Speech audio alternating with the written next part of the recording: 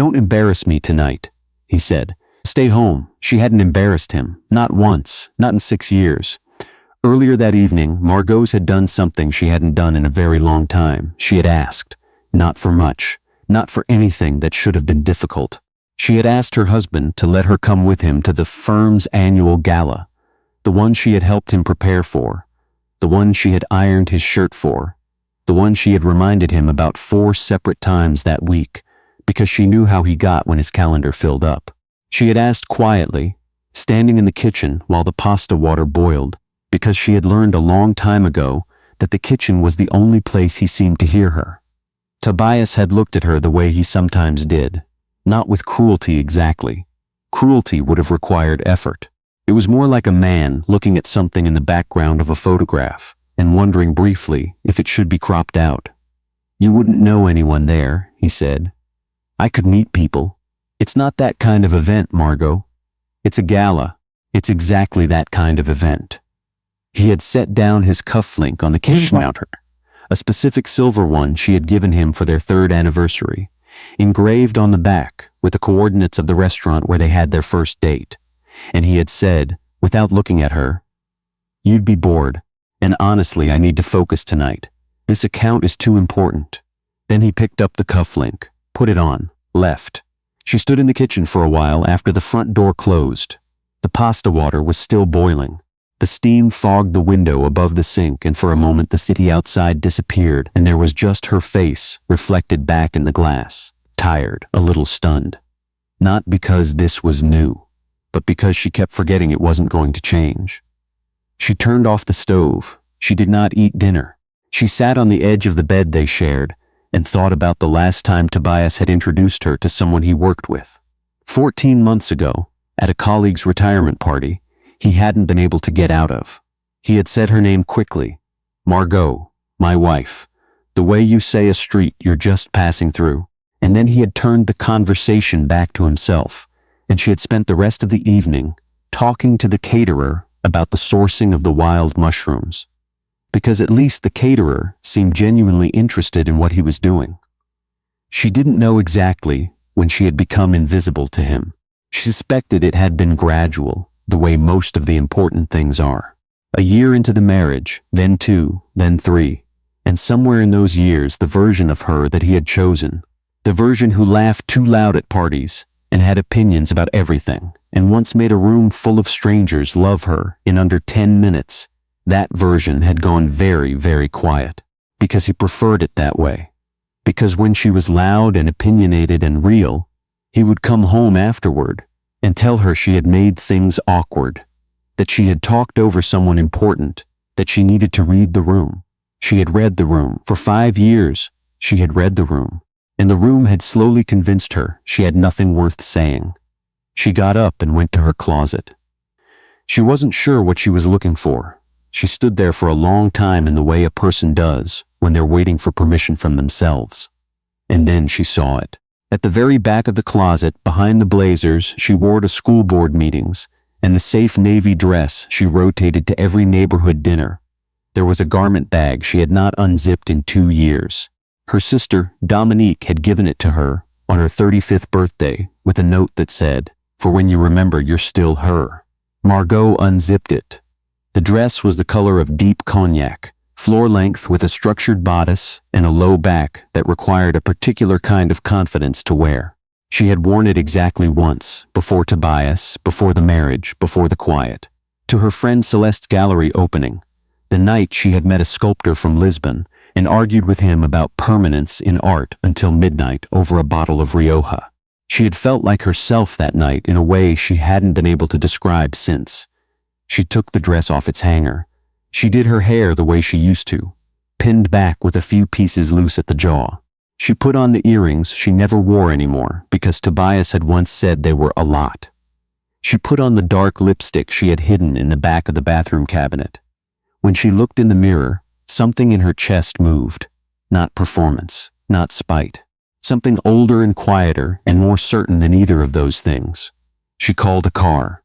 The Hargrove Arts Gala was held annually at the Kellner Grand, a converted railway terminus in the center of the city that had been turned into an event space 20 years ago, and had never stopped feeling like a place where something important was about to happen. The ceilings were 3 stories of original ironwork and amber light.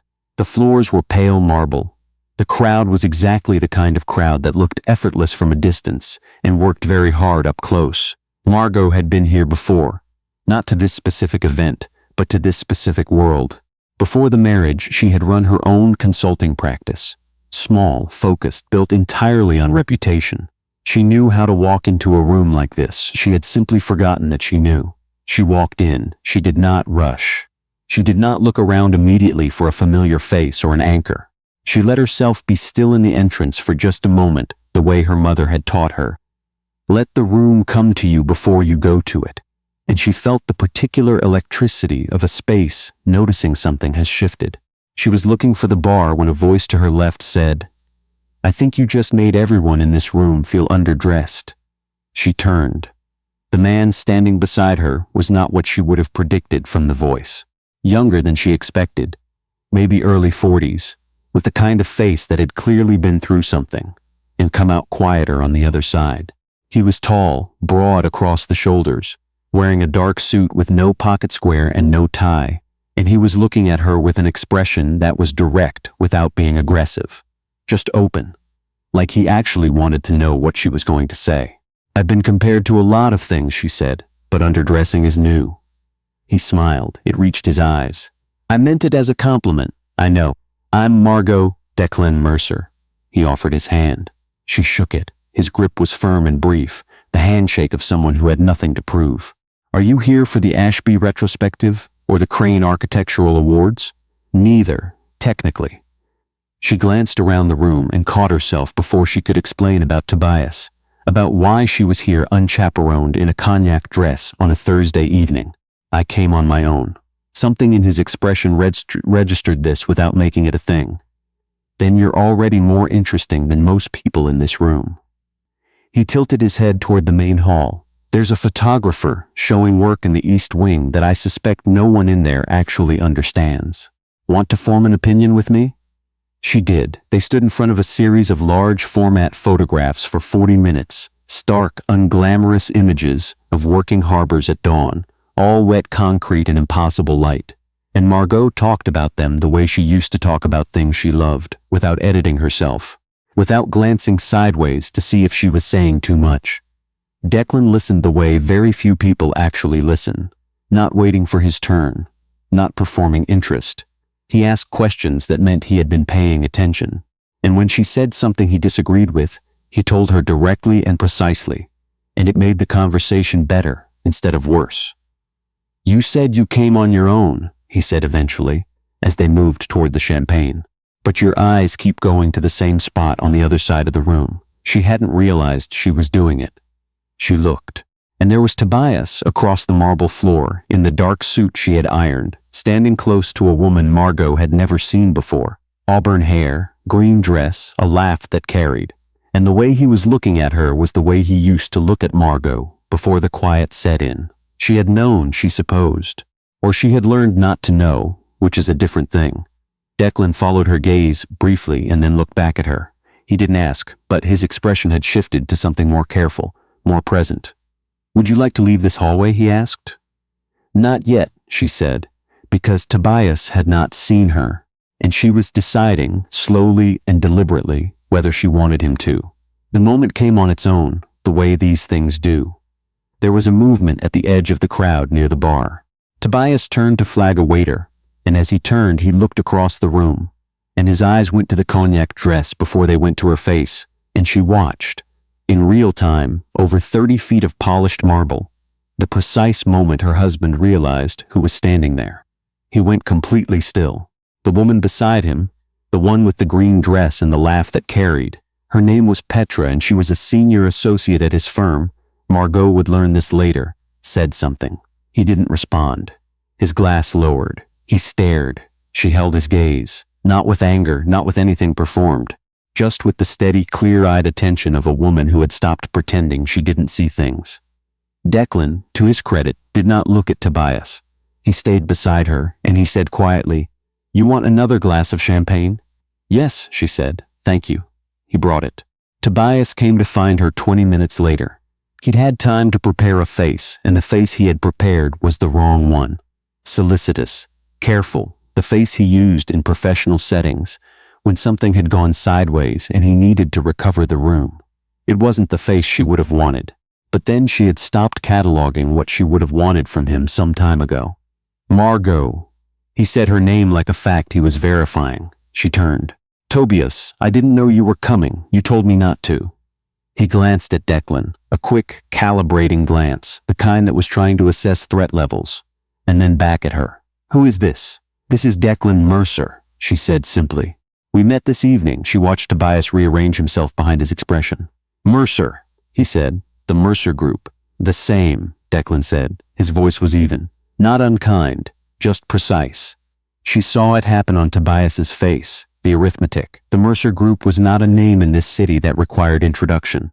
It was the name attached to 4 of the last 6 major restoration projects that had reshaped the downtown arts district. The name on the endowment that had funded the photography exhibition they were standing in front of. The name that every firm at this gala had been quietly hoping would be interested in their next phase of work. Tobias's entire posture shifted by about 3 degrees. I had no idea you two knew each other, he said. We met tonight, Margaux said again, because she didn't see any reason to dress it up. He's been showing me the photographs. Tobias looked at the photographs as if noticing them for the first time. Right. Yes, excellent work. He touched her arm, a proprietary gesture that made her arm feel like something being claimed rather than held. I'm glad you made it, sweetheart. The word sweetheart arrived like a foreign object. She could not remember the last time he had called her that. Are you? She said.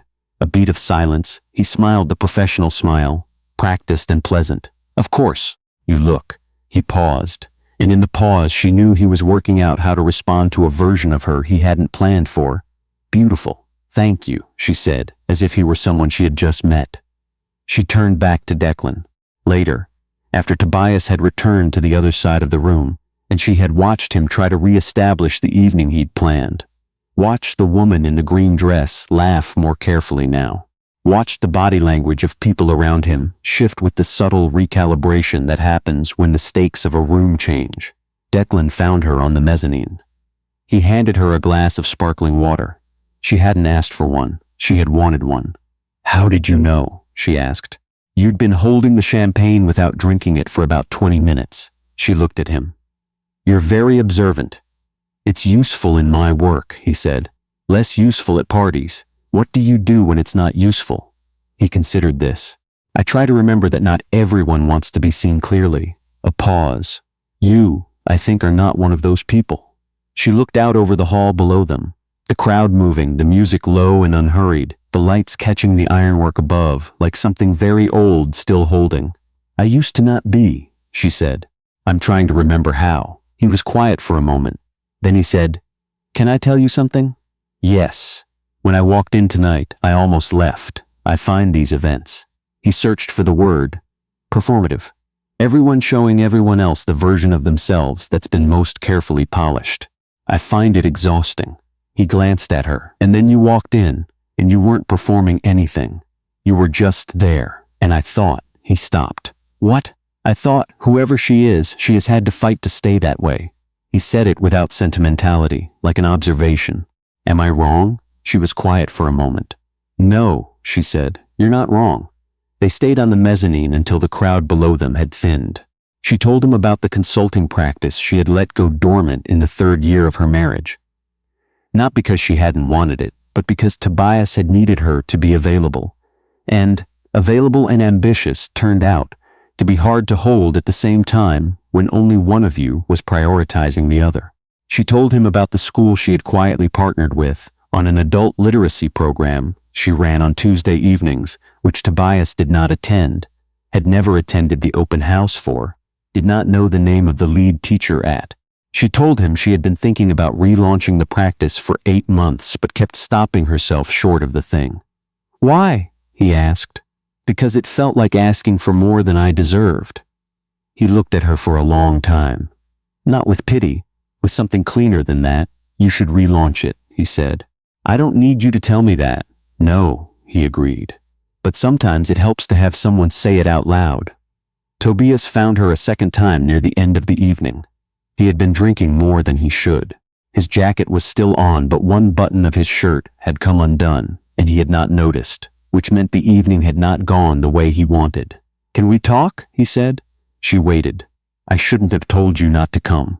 He said it quietly, looking at the floor first and then at her.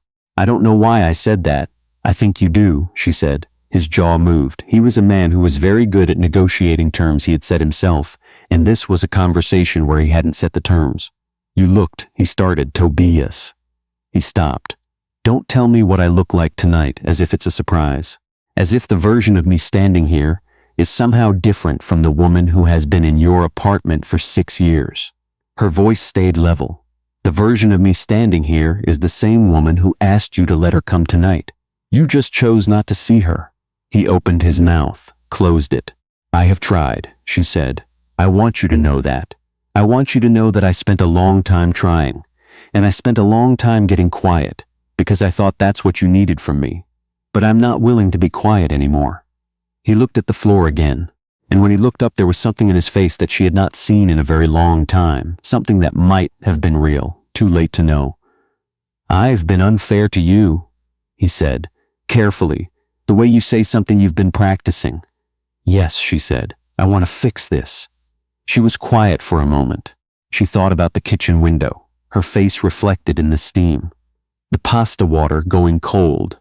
She thought about the cufflinks she had given him for their anniversary, the coordinates of the restaurant on the back. She wondered if he remembered what they meant. She suspected he did not. "I don't think you do," she said finally. "I think you want to fix the version of tonight that didn't go the way you planned." "That's not the same thing," he flinched. "Margaux, I'm going to call a car," she said.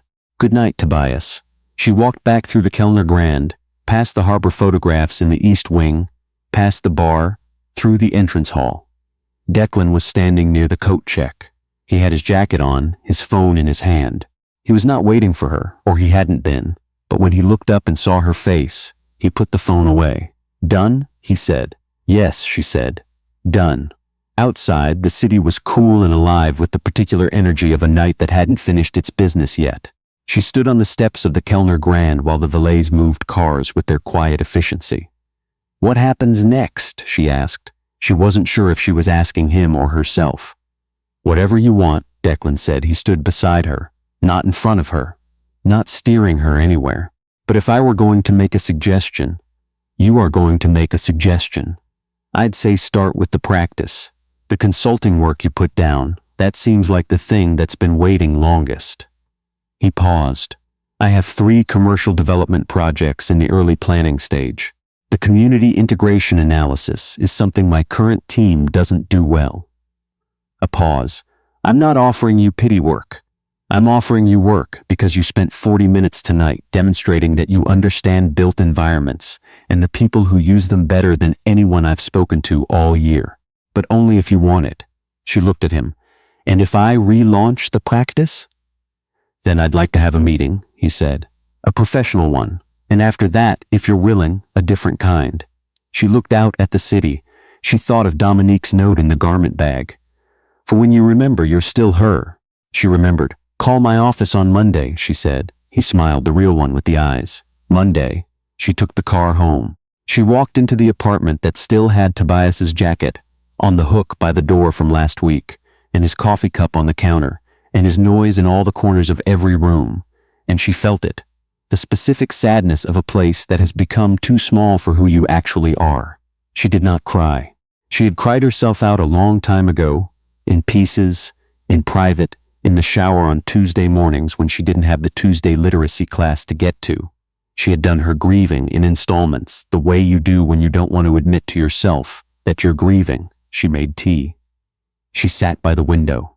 She looked at the city for a long time. The next morning, she called a family law attorney named Sylvia Okafor, who had been recommended to her by a friend 3 months ago, in the way people recommend things you aren't ready for yet, but need to have written down. The call took 11 minutes. She made notes in the margin of the grocery list she happened to be holding. She was not afraid. That surprised her. She had been bracing for the fear for so long that its absence felt significant, like weather that was supposed to arrive and didn't. She called Dominique and said, "I wore the dress." Dominique was quiet for a moment. Then she said, "Tell me everything." She did. Tobias came home 2 nights later with the manner of a man who had spent 48 hours constructing an argument and was ready to deliver it. He found her at the kitchen table with her laptop open and a yellow legal pad covered in notes beside it, her reading glasses on, a half-empty pot of coffee keeping warm on the counter. He looked at the legal pad, at the laptop, at her. "What is all this?" "Work," she said. "What work?" "The practice." She did not look up. "I'm relaunching." He sat down across from her. He folded his hands on the table in the way he did when he was being intentional. "We should talk about the other night." "We should," she agreed. "But first I want to finish this section." He waited. She finished the section. She made a note on the legal pad, capped her pen, and looked at him over her reading glasses. "I'm filing for divorce," she said. The silence that followed was a particular kind. Not shocked. She didn't think he was shocked. Not entirely, not after the way the gala had ended. But it was the silence of a man realizing the timeline has moved without him, and he has no more leverage in the negotiation. "Margaux, I know you want to talk about what can be salvaged," she said, "and I believe that you believe there's something worth salvaging. But I don't think you're clear on what you would actually be trying to save. Me, or the version of me who was small enough to stay in this apartment and feel grateful for it." He stared at her. "I'm not angry," she said, and she meant it. "I want you to know that. This isn't anger. Anger would mean I still have expectations of you. What I have, instead, is clarity." She took her reading glasses off and set them on the table. "You should know that Sylvia Okafor will be representing me. I'd suggest getting your own attorney before the end of the week." He said her name twice more that evening. She answered patiently both times. She was not cruel, she was not cold, she was simply finished, in the way that only happens after a very long time of being something smaller than yourself. He left to stay at his brother's that night. She slept better than she had in years. The Monday call with Declan's office became a Tuesday meeting in person, and the Tuesday meeting ran long because they kept getting off track, which meant they kept finding the interesting thing underneath the practical thing, which, Margaux remembered, was exactly what good work felt like. She left the meeting with a project scope document and the specific physical sensation of a person who has remembered something they needed. She called Dominique on the way home. "The practice," she said. "It's happening." Dominique made the sound she made when something had been a long time coming and had finally arrived. The divorce took 8 months. It was not a war. It was a careful unwinding of 6 years, and Sylvia Okafor was steady and precise, and never once let Margaux settle for less than what was fair. Tobias was not generous, but he was not as difficult as he could have been, and Margaux suspected this was because somewhere in him the part that was paying attention understood what the gala had made plain, that he had miscalculated, fundamentally and repeatedly, who he was dealing with.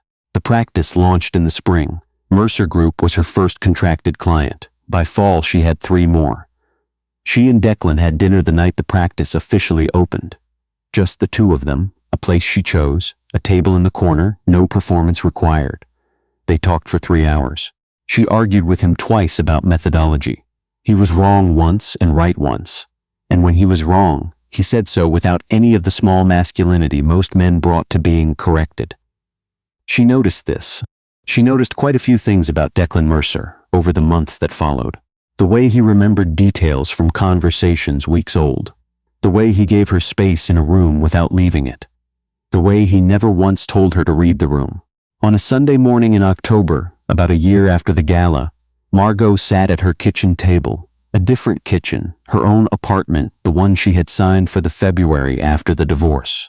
A 3rd-floor walk-up with a bay window and a ridiculous amount of afternoon light. And she drank coffee and looked at the city and felt something she hadn't had a word for in a long time. It was simple. She was where she was supposed to be. Dominique called that morning, which she often did on Sundays. "How is everything?" "Good," Margaux said. "Actually good. And Declan?" She smiled. Outside, the city was doing its Sunday thing, slow and a little louder in the good way. "He's coming for dinner tonight." "Is he?" A pause. The good plates? The good plates, Margaux confirmed. Dominique laughed.